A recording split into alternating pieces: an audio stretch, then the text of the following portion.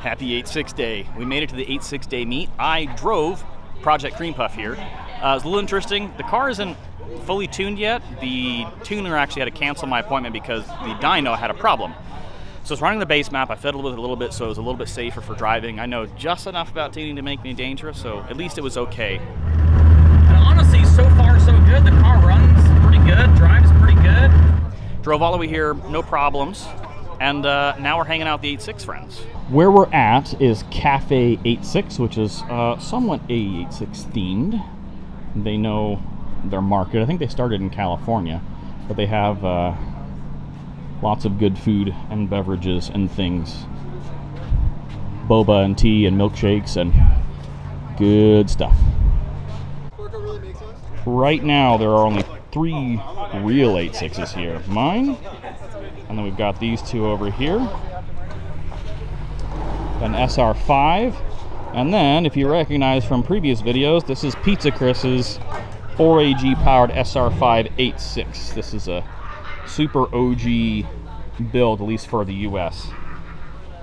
He's been driving this car forever. He's been into Corollas longer than I have. Them sweet 13s.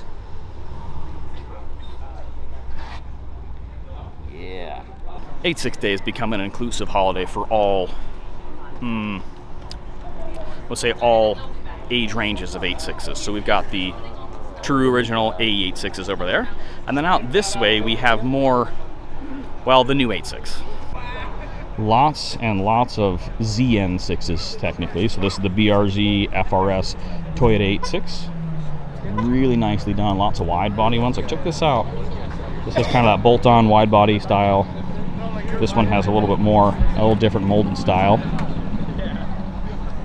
Stock body with underglow. More track prep looking cars.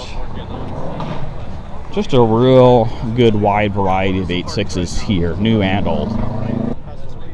Ooh. Rocket Bunny. This meet attracts a couple of different types of automotive enthusiasts. A lot of people are 8.6 enthusiasts, but they don't have to drive an 8.6 to come hang out. So you got this really nice E36 over here. This is what I really want to look at. Lancer Evo 4. Oh, that's awesome. Yeah, so cool.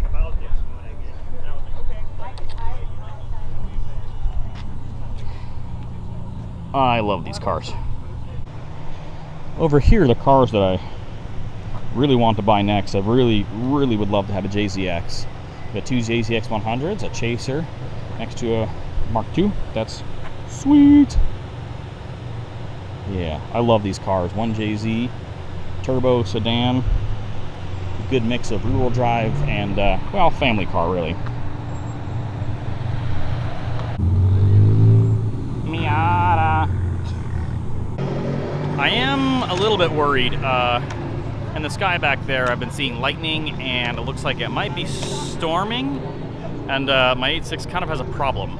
So, for one, my wiper motor isn't wired up. 2, wipers are bad anyway. And, well, 3, you see this tape here?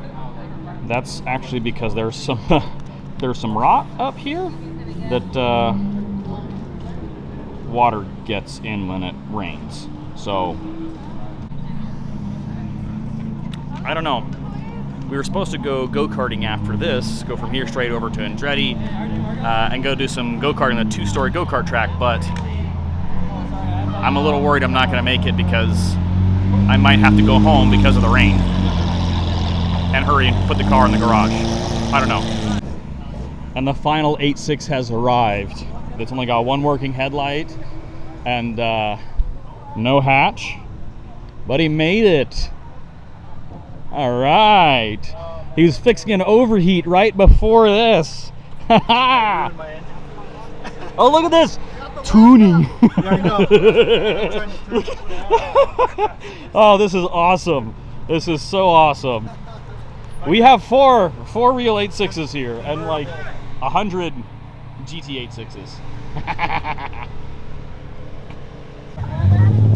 Here we've got all the true OG 8.6 enthusiasts hanging out.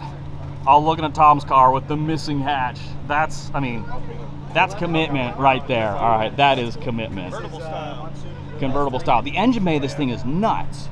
So he's still obviously working on it, but you gotta check out the engine bay. Change out the OEM thermostat the second time. I think I'm getting Like, check this out. Nice beams, coilovers. He just finished tuning on it. 20 valve ITBS.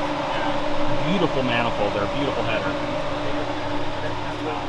Yeah. Unfortunately, because of the storm, we are not doing go-karting. You see, my car has a lot of water leaks, more than just the windshield. There's actually still holes in the floor of this car from when one of the previous owners had installed a bolt-in roll cage.